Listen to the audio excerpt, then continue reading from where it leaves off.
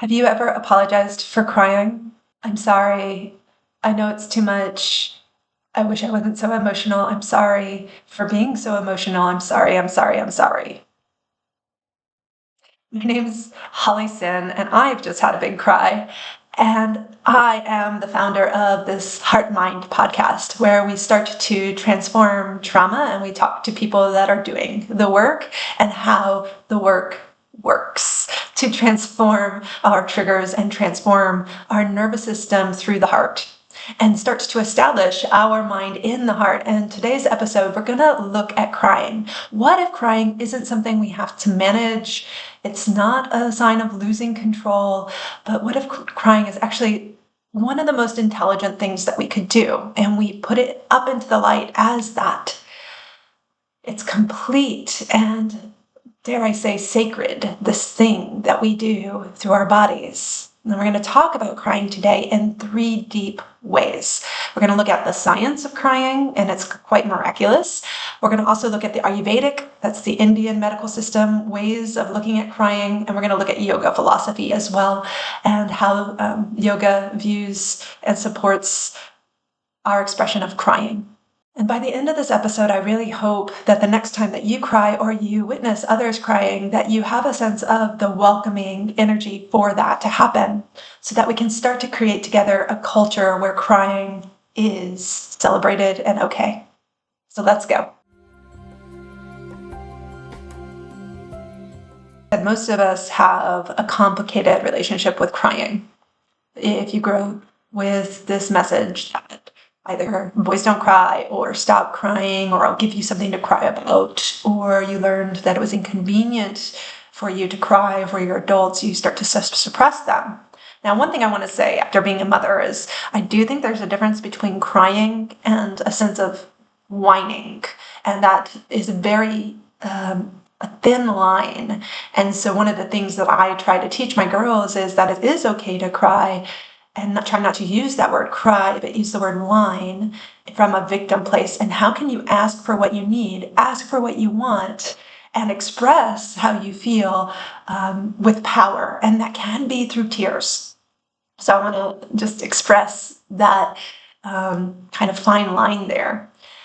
But if you grew up where you're having to suppress tears and crying because it meant weakness or drama or manipulation, or you saw others using crying in these ways and you were suspicious of it, then our emotional experiences starts to get suppressed. Maybe it's even in a spiritual community where we want it was celebrated to get beyond your emotions, liberate yourself, transcend them. And so, try not to feel those lower emotions. That could also be a reason for suppression. So I want to offer you, instead of suppressing this, to start to notice what the emotion is. Grief, loss, overwhelm is often overwhelm of stress can cause tears, tenderness. This suppression of these isn't a strength, but it's a strategy to cope with the environment and keep moving. But the strategy has a cost to it, and eventually that cost will catch up. It's like credit card debt and putting it on a debt system. It has a cost to our bodies, it has a cost to our organs, to our physiological functions. So if you're feeling burnout, chronic fatigue, it might be this debt that you're holding of the emotion. So before we get into the science, just take a note, maybe take a moment and close your eyes. I invite you to, or have a cup of tea, have a sip. Just sit for a moment. Where am I with this feeling of crying? Does it feel like it's really hard to cry? Is it a season where it's feeling really hard to cry? You don't cry. And that's information. That's good to know. We're just becoming aware. Are you crying all the time? Is it a season of that? And do you have certain thoughts or patterns that come with that? Are you in a place, a support system for yourself, maybe with others in a community, where it is seen as you're learning about yourself through crying? And this was where, in my opinion, it becomes this sacred act with you, your body, and your spirit or nature. Okay. let's go into the science. So you have a sense of that. Maybe you even want to jot it down or document that for yourself in a journal today at some point. Let's talk about the science. Let's start with maybe something you don't know. Maybe you do, but there's 3 kinds of tears. And we're going to go through quickly the first 2. The first one are just the tears that are happening all the time, every day, to lubricate and protect the cornea, the eye, and it's lubricating and helping our eye function, right, when we're blinking, and helping it stay lubricated.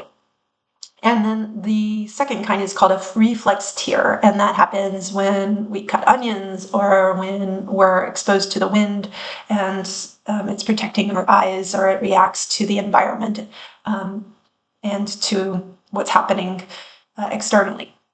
The third kind is what we're going to dive more into today, which is the emotional tears. When we're grieving, when we're feeling stressed, overwhelmed, we have this chemical reaction within us, and it's a very intelligent chemical reaction. So it's been studied, of course, and Dr. William Frey was one of the scientists to study the biochemical makeup of these tears.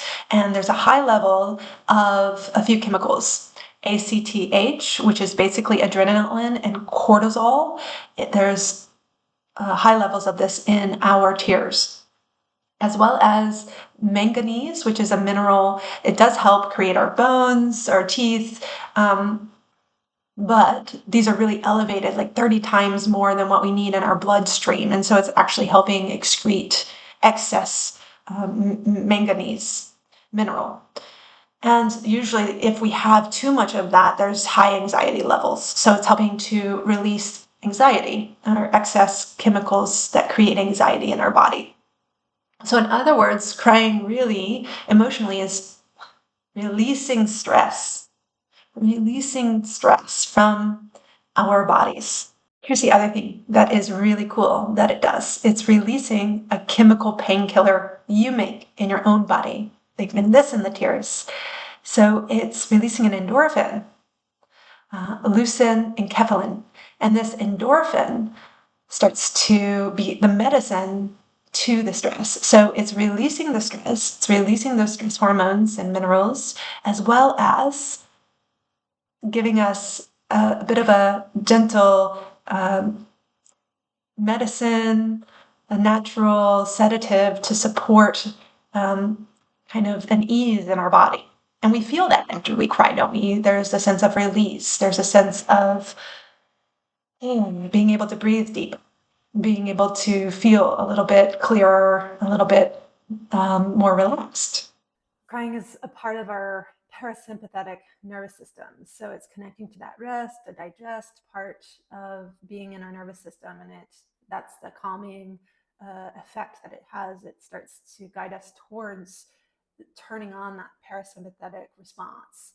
So we're able to digest, repair, heal, integrate in that mode versus the sympathetic, where we're going to have to really push, which we need as well, right? But the crying kind of helps us switch to that other mode within our nervous system and lets the kind of calmer aspects of our nervous system take the wheel, which is really useful at times. So when you get that call of crying, the call to cry, it's telling your nervous system is telling you we need to switch gears. We need to switch to the parasympathetic. You've been into the sympathetic too long. Let's switch. So take it as a message from your body to switch what's going on in that nervous system. My partner is an evolutionary biologist, and so I always like to look at things from an evolutionary perspective. I hope to have him on this podcast actually to talk about spirituality and evolution. But from an evolutionary standpoint, there's a response we have to our fellow humans. When someone else is crying, we respond, and it starts to have this mirrored effect in our own system where we open and we go into that parasympathetic nervous system place as well to support and to be there. And we use the crying as a symbol or a sign that we're being vulnerable. And this helps others know what's happening in your nervous system. That's not weakness when you're crying or you see someone else crying, this is connection. This is a way for us to start to connect vulnerably together, which we need to bond. We need that to bond as humans, as a culture. And that's why it can feel really cathartic and really important to go see a movie. A movie can make us cry through moving our hearts, right? And seeing someone else's suffering or seeing someone else's um, triumphs over great obstacles, and it makes us cry. I've seen it even with, of course, men, and I've seen it through the eyes of everyone I've worked with. When we get moved, this is a way of bonding with our fellow humans. So knowing this, knowing what chemically is happening, what's happening in our nervous system, what's happening to bond, when we suppress the crying and we suppress emotion and the release, there's going to be a physical cost to our organs and to our endocrine system. There's going to be also a cost to our nervous system, right? So there's this biological, physiological cost. But then I want to argue too that there's a connection cost, and we start to isolate more and more, and we feel less connection. We feel maybe less spiritual connection too, because the spiritual connection happens through relationships just as much as it happens within our own self. So we're isolating more and more, and this creates disease. Let's take a moment. Let's let this land, the science of it. Is something is moving in you when we were starting to learn about it. This is really important information. So just be aware. Is my throat tightening? Is kind of my mind's kind of percolating? Is there something else you're feeling in your body or energetically? And we're going to go into Ayurveda next. And this is something I find always really fascinating. Ayurveda is the medical science of India. And it takes looks at science a little differently through the elements, and it'll add some layers. There's a couple of different aspects I want to talk about with crying in terms of Ayurveda. And the first is that the eyes are a subdosha of Pitta. This is the elements of fire and water. And this subdosha is all about what we're taking in visually, but how we're transforming and digesting our experiences visually. The eyes are seen as a tan mantra, fire tan mantra as well. So we say that there's a light in our eyes, and this is the spark, the fire in us, and it's coming from the core of us, which is like the sun, like the very light within us, that spark. And we see it through the eyes. It's the windows through this to the soul, which is often symbolized by fire, the sun. And that is also how we are able to see, is through the sun. The light is how we see. And so fire as well as water to keep it lubricated. And oftentimes with excess pitta, we end up in very fiery emotions, anger, fear, or more so anger, like rage, these kinds of things. And if we have a big spike of those fiery emotions, passion, deep states of love even, then our body is constantly reaching a homeostasis and trying to balance us out. With Ayurveda, we're looking at that through the elements, and then water will come, which is cooling. And so the tears will come to cool, to balance out that intensity. Again, maybe that sympathetic response as well, and balance that out with cooling tears.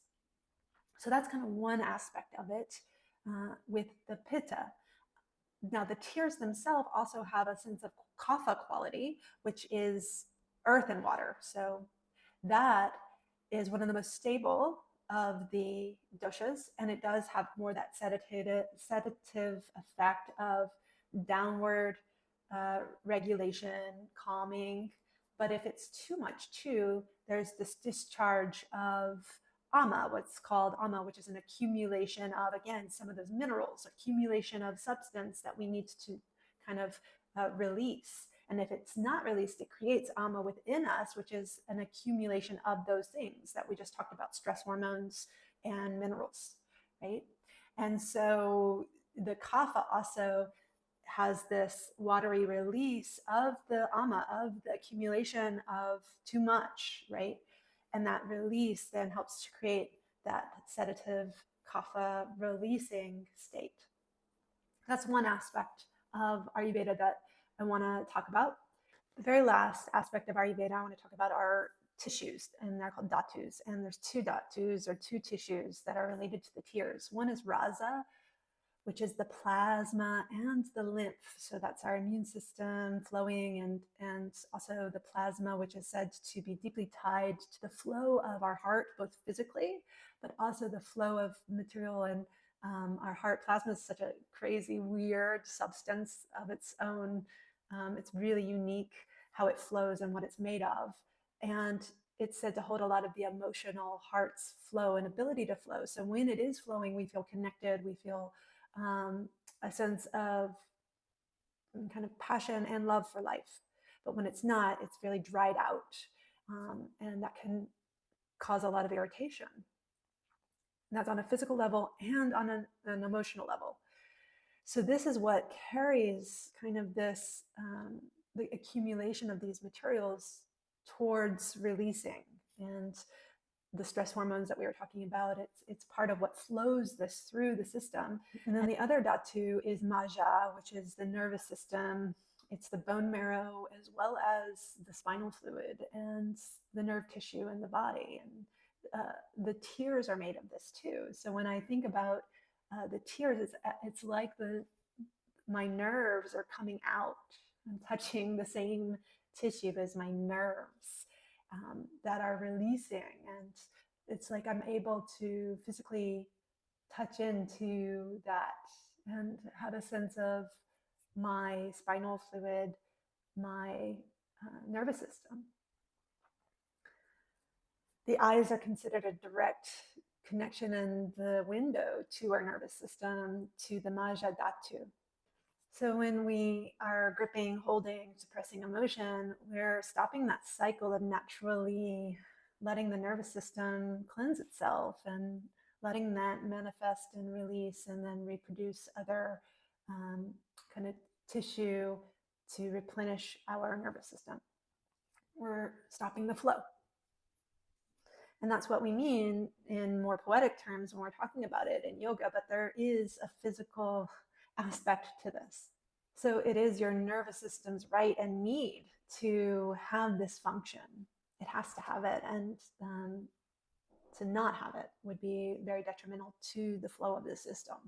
All right, we're about almost done with this episode, and I'm going to invite you. I feel like this is a really powerful episode that might start to transform how we look at crying. If there's someone else that you know needs to hear this and needs to know about how these intersections of Western science and Eastern science come together when talking about crying, please share it with them, subscribe and share. This is where we're needing to move with our consciousness of how we think and feel about our systems. So I'd really appreciate that share and the connection. And if you're new here, again, Heartmind is a place where this kind of conversation is central, healing, but more so even transforming our trauma, transforming our experiences in order for us to feel more like ourselves. And people that have stopped the crying feel very disconnected from even themselves. Okay, let's jump right back in, going into the yoga philosophy now. Okay, there is so much to talk about with yoga and crying, so much. So I will try to truncate it. First off, I want to say in the 10 years of doing training, I always have to talk about crying because it always comes up, and there's always an apology, whether it's with a client or with the training, especially because we're transforming, we're moving things, we're changing who we are, we're becoming more into an identity of authority. And what does that mean? Authority about something we really care about. So our heart's really open and exposed, crying comes. And so I always have to give this quote by the Swami Kripalu. And it says basically that crying is the ultimate expression of yoga. He even calls it a devotional song, and that it is a prayer. Crying, one who knows how to cry knows prayer. And this is yoga. I'm paraphrasing here, but basically this is what he's saying. And this quote changed my whole perception of crying. And I say this quote or paraphrase this quote every year to trainees and to clients all the time. I almost want it in my bathroom where I work, because people can see that and feel the sacredness of their tears. And why is he saying that? There's so many reasons. When yoga first came to the West, it was like, oh, here's this technology for peace and for like coming, into relaxation. And it became a method in the breath work, especially where to calm ourselves down. And it started to kind of bypass the emotions. But yoga is not a performance of peace. It's really being present with what is, which might be the tears. Now, it's not to conjure tears on purpose either, but it's to be present with what is. And when the pain and suffering is there, to be present and use the tears again as prayer. So this is really important. And in fact, there's a stream of yoga called bhakti yoga that is looking to move the heart. In fact, there is a stream of yoga called bhakti yoga. A lot of people have participated in it and know it, like kirtan and singing and bringing forth the heart, emotions. It could be also through poetry, but bhakti is looking at emotive ways to express yoga. And it might be tears of joy too, but we're looking for the movement of emotions, which often can include tears, maybe laughter too at times, but it can be the gamut, and tears are a big part of the flow. So that's another aspect of yoga, to let this flow, and a way to access our yoga, our connection to ourselves and to the world. Svadhyaya, it comes to mind. So there's two aspects of, there's a yama and a niyama I want to talk about. Svadhyaya is a niyama. So that's a way that we can empower ourselves and care for ourselves, is through the study of ourselves and taking in information. So being curious about our crying, being curious about the flow of our crying, being curious about the emotions is part of our self-study. And that's how we care for ourselves. That's how we empower ourselves. This is one of the tenets in the 8-limb system. The next one that I want to talk about in terms of crying is Ahimsa. So I believe one of the ways to stop harming yourself is to try to welcome tears and try to reduce the noise or the sound of the one that's wanting to apologize or hide them. Apologizing is saying, I am wrong. I'm sorry, I'm wrong. I did something wrong. And so you are contributing and complicit in the suppression of the flow of your own system that we just talked about through the Western science and the Ayurvedic science, which is creating you harm. So by not apologizing and welcoming those tears, by uninhibitedly crying in a group or with connection with a therapist or with a coach or with friends, this is an act of nonviolence. This is an act of ahimsa, which again is a tenet, to come back, of how we connect more completely with our environment. And it's going back to the evolution of needing to connect through tears. So if we don't harm ourselves through the suppression of those, we are actually actively participating in the connection that we want to make in our world, which will feed us and nourish us, as well as others. Let's let those land for a moment. Okay, the last aspect in yoga that I want to talk about with tears is the connection between Vishuddha, our expression, our vibration, which is deeply connected and close to the heart. So it's heart, Vishuddha, and then the eyes can be often connected to the ajna, as well as there's a connection obviously to our gut that we talked about with the fire. And the throat is right between all of this, like the heart and the gut connecting to the tears and to this release of our nervous system, the stress in our brain. And so the throat is the one that can really start to try to disconnect that, and it starts to tighten. We feel that lump in our throat, or we feel the tightness in our throat. So one of the ways to start to try to help this flow is to work with our voice, speaking it work with vibration, mantra. That's why bhakti can have that effect of starting to connect these two spheres again, these two parts, the upper chakra to the lower chakras, the middle chakras. So the throat is a really great place to start to unblock the flow. And that's where that thyroid is too. So kind of get the flow of the endocrine system, of those hormones vibrating, moving, and warming. The vibration warms it up as well, make it welcoming and warming to have that flow happen. So Vishuddha is a place to come to if you're looking to want to try to express and be curious about how to create a flow and an easy flow of emotional expression. Let's bring it all together. Science tells us when we cry that we're releasing excess stress hormones, that we are releasing excess minerals, that we are turning towards our parasympathetic nervous system, naturally calming ourselves down, and that we are co-regulating and connecting to other humans. Pretty awesome. Ayurveda tells us that we are releasing excess heat, excess pitta. I didn't talk about this as much, but that's for our immune system too. Think about how many people are dealing with autoimmune disorders. That's excess heat, and it's drying out our immune system, right? So it's helping to release that excess inflammation. And any stuck kapha as well, ama, grief, accumulation. And the chronic suppression of that will start to create disease, but the release of that will start to flow and start to release the ama, release inflammation, and get at the root of the disease. All right. Yoga philosophy tells us that we might be using yoga as a diversion sometimes, or to go away from actually going into emotion, but we really want it to lead us into emotion.